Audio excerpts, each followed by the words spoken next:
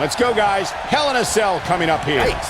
And I think it's safe to say that these competitors will never be the same after this Hell in a Cell match. Johnny Wrestling is hoping to show his opposition just how he earned that nickname. Oh, Byron, you see, some people named John use Johnny instead.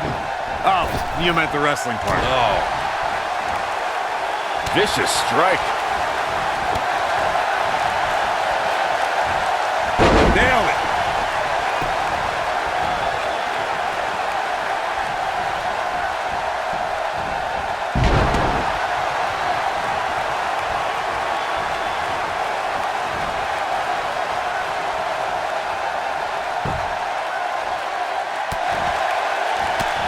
With the wrestling ability of Johnny Gargano as literally a staple of his nickname, I'm not sure if trying to out-wrestle Johnny is a sound strategy.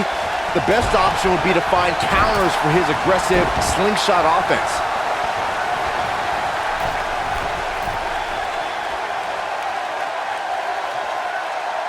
He's lining him up. Stay down, man. Let's expand on the counteractions one needs when going up against Johnny Wrestling. In your tape study, Corey, do you agree with Byron's assessment of Gargano's offense? I do, and speaking from in-ring experience, with momentum Johnny generates using the ropes, he could use his body or your body like a lawn dart. Either way, you have to make sure he misses the bullseye. He's taking some offense, but it's going to take a lot more than that to stop him here tonight. This is all part of the process, guys. He goes for the cover. He got body on body there, but that's about it. Not yet. When Johnny Gargano first stepped foot into the world of wrestling, he was 8 years old. As a socially awkward kid growing up, he didn't know where he fit in. Yeah, he didn't find many friends to relate to, but Johnny always had what was in between the ropes to put a smile on his face, no matter what.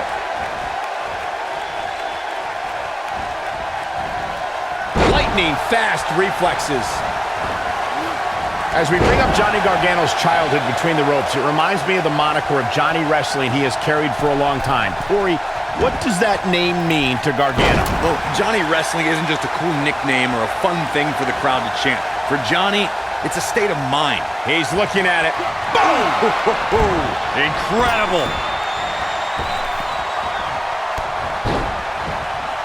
Oh, man, what a hit. Knocked right off the apron.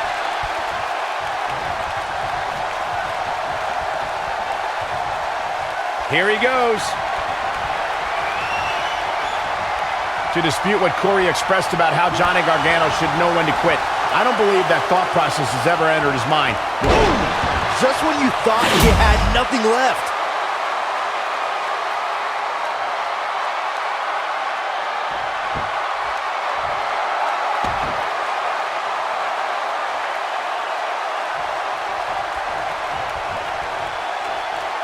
You know, no matter how many times I see a Hell in a Cell match, I'm always amazed at what these competitors are willing to put themselves through.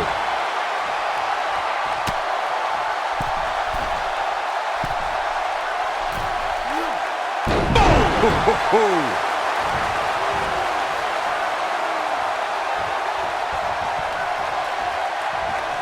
He's stalking his opponent from the top turnbuckle. Hard to dispute Byron's point about what these superstars put themselves through in an environment like this. For whatever reason, when the Hell in a Cell structure is in place, superstars willingly push the boundaries of physical punishment. And then there's people like Shane McMahon who just take that to a whole other level. Showing some quickness there. Quick thinking to avoid that one.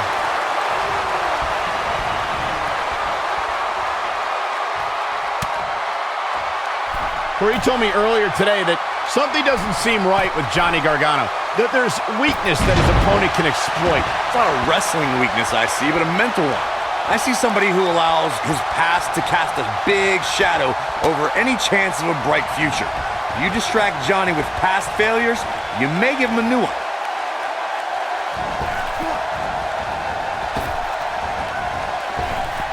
Evaluating what Corey said about Johnny's past failures, the way you get over something is to completely let it go. No longer acknowledge it, and it doesn't have power over you. And unfortunately, it's not that easy, Saxton. Johnny carries the effects of his past. Don't think for 1 second that old scars don't constantly permeate in the back of Johnny Wrestling's mind.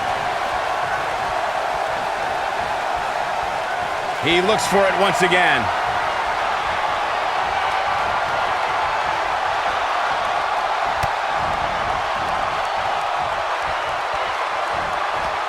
Nasty impact. This one's over, guys. Got the shoulders down. Oh, somehow. How'd he do that?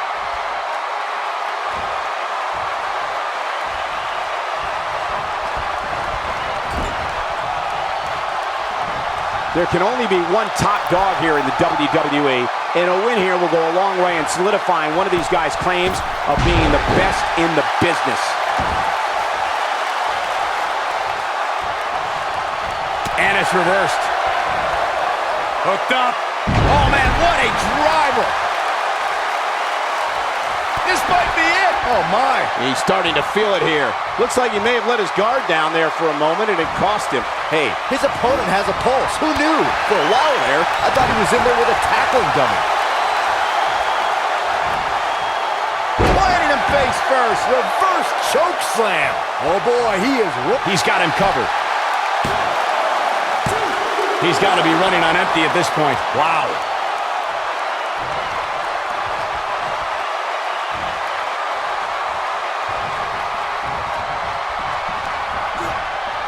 Gentlemen, I think we can all agree that we've seen some pretty special moments over the years. But for me, few were more special than getting the opportunity to call the first ever women's Hell in a Cell match back in October of 2016.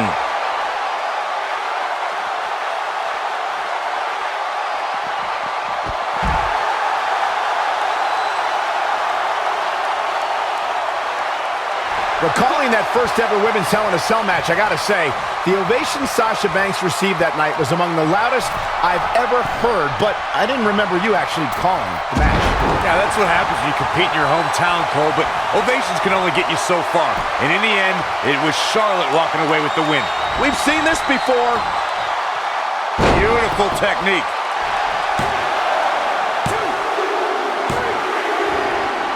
Oh my God, he's done it. He scored the win.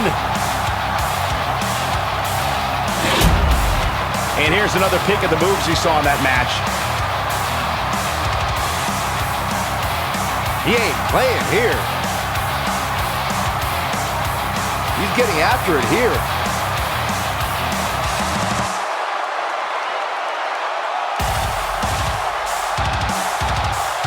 That's the kind of match that makes me proud to be here at ringside. Action from the opening bell and a finish people won't soon forget.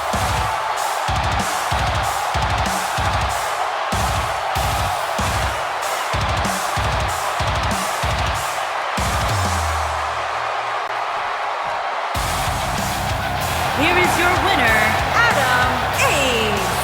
A very impressive victory. You know, it didn't happen often, but I can attest, being pinned is humiliating.